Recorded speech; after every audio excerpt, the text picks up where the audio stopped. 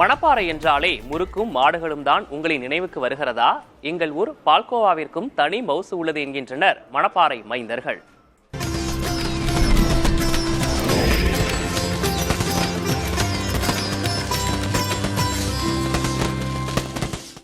தமிழகத்திலேயே அதிக பால் உற்பத்தி நடைபெறும் பகுதிகளில் முக்கிய இடம் பிடிக்கிறது திருச்சி மாவட்டம் மணப்பாறை.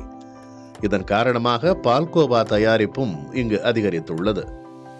மாடு வளர்ப்போரிடமிருந்து எருமை பாலையும் பசும்பாலையும் கொள்முதல் செய்யும் மணப்பாறை கூட்டுறவு சங்கம் தனக்கே உரிய தனித்துவத்தோடு பால்கோவாவை தயாரிக்கிறது.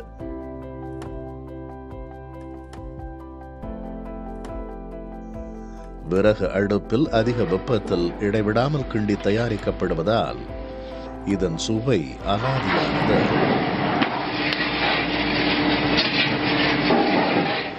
தீபாவளி பண்டிகை நெருங்கிவிட்ட நிலையில் இனிப்பு வகைகளில் மணப்பாறை பால்கோவாவிற்கு அதிக தேவை ஏற்பட்டுள்ளதால் தயாரிப்பு பணிகள் விறுவிறுப்பாக நடைபெற்று வருகின்றன. சுவை எல்லாத்துக்கும் ரொம்ப பிடிச்சி போய் இன்னைக்கு இதனுடைய தேவை அதிகமாக இருக்குது. இது பார்த்தீங்கன்னா வெளிநாடு வெளி மாநிலங்களுக்கு இங்கே இருக்கிறவங்களோட வெளியில் இருக்கவங்க ரொம்ப விரும்பி சாப்பிட்றாங்க. முறுக்கு அப்படிங்கிறத தாண்டி இப்போ பால்கோவாவும் ரொம்ப மணப்பாறை அப்படின்னா பால்கோவாவும் வேணும் அப்படிங்கிற ஒரு மைண்ட் செட்டுக்கு வெளியூர் மக்களும் வந்துட்டாங்க. 1 கிலோ 500 ரூபாய்க்கு கொடுத்துட்ருக்கோம். ஒரு நாளைக்கு பார்த்தீங்கன்னா நம்ம காலையில் ஒரு 50 கிலோ, சாயந்தரம் ஒரு 50 கிலோ இவ்வளோ தான் ப்ரொடக்ஷன் பண்ண முடியும். ஆனால் நமக்கு தேவை பார்த்திங்கன்னா 150 கிலோவுக்கு மேலேயே தேவை இருக்குது. அதை முடிஞ்ச அளவுக்கு சமாளித்து கொடுத்துட்ருக்கோம். நல்லபடியாக போயிட்டுருக்கு.